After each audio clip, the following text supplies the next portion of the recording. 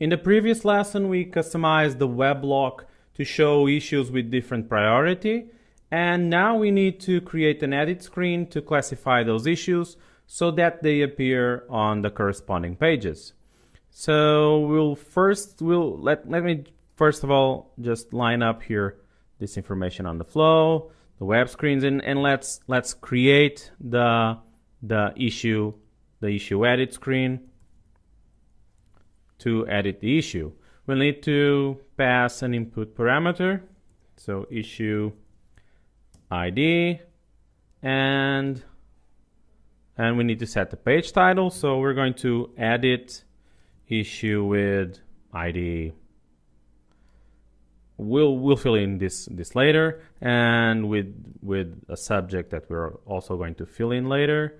And now we need to put an edit record on our page and edit the issue entity.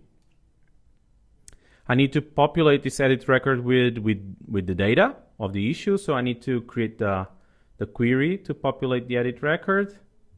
And now that I have the query, I can fill in here the ID. Let me go ahead and put this here, the ID and the subject. Let me select also here the subject from the query, issue subject, there it is. Okay, let me also set the title property, and I was almost forgetting. Let me set the anonymous role. So we have also the title property to fill in, edit issue. Let's go ahead and select it here. This with subject that, and let's end with a single quote. Okay, so now we need to have a button on our page to save the changes made to this issue. I will add a row here to the edit record and put my save button here. Okay, so let me just change here the label, save, and double click this to implement the screen action. And first thing we need to do before we send anything to the database is to make sure that our edit record is valid. So check the valid property here. And if it is not valid, let me move this to this side. If it is not valid, we end the request at that point. If it is valid, we want to update the issue that we have. So let me select here also the issue records from the edit record. Okay, this one. After we update the issue, we want to redirect the user back to the unclassified issues page. So let's drag and drop the destination to the flow, and here this one, unclassified. Let's connect these two, and we're pretty much set for the issue edit page. Now we need to have our issues connected to this page, and to do that, we're going back to our web block, and we're going to create a link over the issue, and let's select here the subject and link this to, let's say here, link this to the issue edit. I need to fill in here the input parameter, so I need to select from the table records the ID of the issue. And there's one more thing I want to do, which is to add this information here, the hash sign and the ID and so on. I want it to belong also to the link. And to do that, I'm going to use here the widget tree, which basically shows me the structure of the page with all the elements and their hierarchy. And it also allows me to edit this structure. So I'm going to use the shift key to select here these objects. And let me just expand here the link and move them inside the link and before the other expression. Okay, so this is pretty much said and done. We have changed the web block. So let's see what happened to our pages. So we have the web block in the unclassified. And as you can see here, we also see the link here. And since we are using the same web block in the other two pages, so on the high priority, we also see the same changes. So we only changed one place, and this has the effect of that change is visible in all the pages that use the same web block. Let's publish our application and see if it works, the edit page.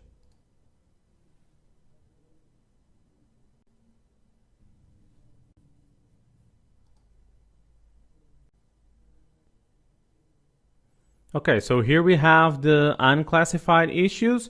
We don't have any issues classified as high or low priority. So let's check our edit page and classify a couple of those. And for instance, let's classify this one as high priority. Okay, and as you see here, it disappeared from the list. So this means that, well, probably we have done things right. And also this one is classified as high, and a couple of issues also classified as low. So this one and also this one. Now if we check on the high priority list, we have a couple of issues there, as you can see. And if you check on the low priority list, we also have a couple of issues there. And as you can see, and since we are using that web block, we can also edit the issues coming from these lists. So if I go here and I edit this and I say that this is Maria S. Anders, and if I save this, you see that it also works, but okay, it works, but the page is also being redirected to the unclassified issues. And we don't want that. We want the page to stay here because the issue is a high priority issue. So let's go back to Service Studio and fix this. And to fix this, we'll need to go to our save action here. And basically what we want is to be able to go back also to the, let me add here, to the high priority page, this one, and also to the low priority page. Okay, and to do this, to have the conditions that allow us to redirect to all these places, we'll use a switch. And here the switch allows us to have multiple conditions. So we're going to have one condition, let me just connect these two, one condition that will redirect me to the high priority page, one other condition, number 2, that will redirect me to the low priority page, and there's a fallback. There's this otherwise, which is not properly a condition. This means that if I'm not in the right conditions to go to high priority and not on the conditions to go to the low priority, then we will be redirected to the unclassified page. Okay, and now we need to implement these conditions that give us this path 1 and 2 here. To do that, we can select the path and implement the condition, or we can select the switch and implement them here as well. So let's go ahead and say that to go to the high priority, basically we need to validate if the priority of my issue, which means to check this priority ID attribute, if the priority is high priority. Then to check that, I'm going to use here the value from the static entity. So I have here the priority static entity, and I'm going to compare my attribute with the high value here. Okay, and the same applies to the second condition. The only difference is that we are going to compare it with the low value instead of the high. So the priority ID needs to be equal to the low value. And in this case, the otherwise will be if the value is null. Okay, so one other thing that I'm going to do is to also have an option here to cancel the edit of the issue. And let me just add it here, cancel, and add a screen action to this. And basically this screen action will have the same implementation that we did for the save. So it's going to have, let me just copy, it's going to have this switch condition, and let me paste it here.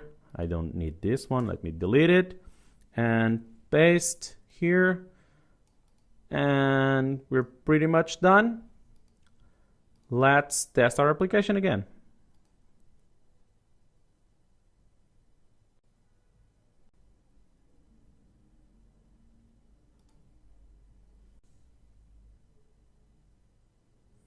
Okay, so here we have our application, unclassified issues. Let me edit again this one. Let's revert this to Maria Anders and save. And we now stay on the high priority. And if we try to go to a low priority and edit this, and if we cancel, we still are on the low priority issues. And that's it.